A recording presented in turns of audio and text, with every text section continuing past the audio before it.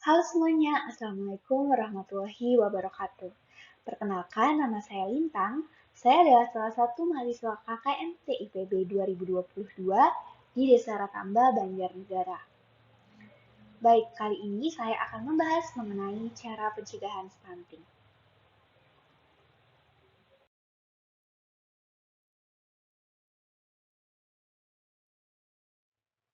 Nah, mengapa sih stunting ini banyak dibahas, teman-teman? Ya, karena stunting di Indonesia sendiri menurut Riskesdas tahun 2022, yaitu Indonesia di tahun 2021 angka stunting mencapai 24,4%, sedangkan batas stunting menurut WHO adalah kurang dari 20%, sehingga stunting di Indonesia lebih dari batas WHO. Oke, baik. Stunting dan kerdil itu berbeda ya. Apakah perbedaannya? Perbedaannya adalah jika stunting, yaitu gangguan pertumbuhan dan perkembangan otak pada anak yang disebabkan karena kekurangan gizi dalam waktu yang lama, termasuk karena asupan yang tidak adekuat atau tidak mencukupi, dan meningkatnya kebutuhan gizi karena infeksi berulang. Sedangkan kerdil adalah kondisi kelainan fisik di mana tubuh seseorang amat sangat pendek dikarenakan kelainan genetik atau kelainan bawaan. Nah, stunting ini dapat dicegah. Bagaimana? Yaitu dengan cara 3P. P yang pertama adalah pola makan, P kedua adalah pola asuh, dan P ketiga adalah perbaikan sanitasi menurut Kemenkes RI tahun 2018. Yang pertama, pola makan. Nah, di sini adakah yang tahu? Sekarang itu menggunakan 4 sehat 5 sempurna ataukah 10 pesan gizi seimbang? Dihitung ya, 1 sampai 3. 1, 2, 3. Oke, yang benar adalah 10 pesan gizi seimbang.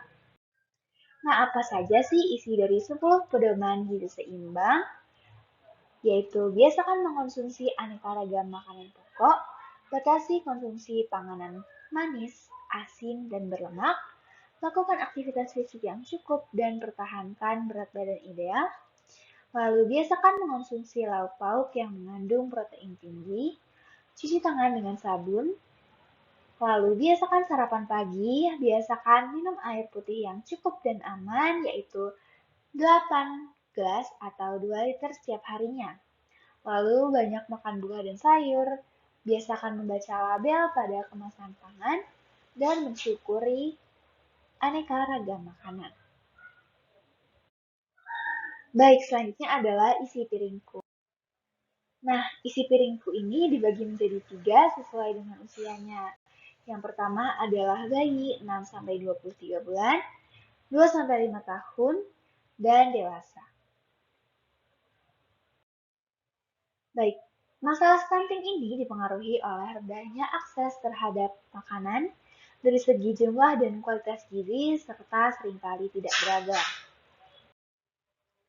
Lalu cara pencegahan yang kedua adalah pola asuh. Manakah yang lebih baik, air susu ibu atau susu formula mahal? 1, 2, 3. Air susu ibu. Kenapa sih air susu ibu ini bagus? Yaitu ASI mengandung asam lemak tak jenuh, yaitu AHA dan DHA, yang berperan dalam perkembangan sel-sel otak yang bermanfaat untuk kecerdasan bayi. Keberhasilan pemberian ASI eksklusif hingga 6 bulan dan dilanjutkan sampai 2 tahun sangat berperan dalam pertumbuhan dan perkembangan balita yang optimal dan terhindar dari berbagai masalah gizi. Apa saja sih hal-hal yang harus diperhatikan? Yang pertama adalah boleh memberikan protein hewani seperti telur, daging-dagingan sejak usia 6 bulan. Namun harus diperhatikan ya, harus matang secara sempurna. Lalu lebih baik memberikan buah potong daripada jus, karena jus memiliki kandungan gula yang tinggi. Lalu madu boleh diberikan setelah 1 tahun. Lalu tangan bersih ketika makan, dan tidak boleh memberikan makanan dengan kadar lemak yang tinggi, pemanis, dan penyedap rasa tambahan. Lalu dapat digunakan sebagai penambah kalori seperti mentega, santan, dan minyak. Lalu yang terakhir adalah bagi tidak perlu diberikan gula dan garam karena sudah ada almi dalam makanan. Semua ini menurut IDAI tahun 2017. Lalu cara yang terakhir adalah perbaikan sanitasi. Apa saja sih akibat dari sanitasi yang buruk? Di Indonesia sendiri memiliki prevalensi yang tinggi, yaitu penyakit diare. Penyakit diare ini di Indonesia akibat sanitasi buruk sebanyak 72%.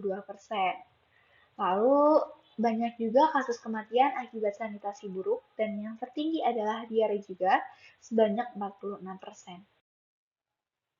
Lalu bagaimana sih cara kita lalu bagaimana cara kita melihat uh, hubungan antara sanitasi dengan stunting?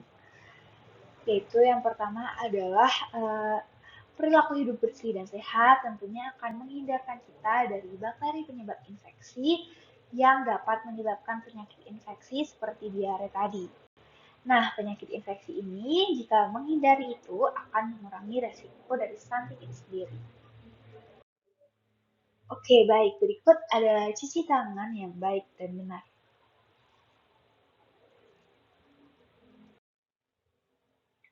Nah, jamban sehat ini adalah merupakan indikator keluarga yang sehat.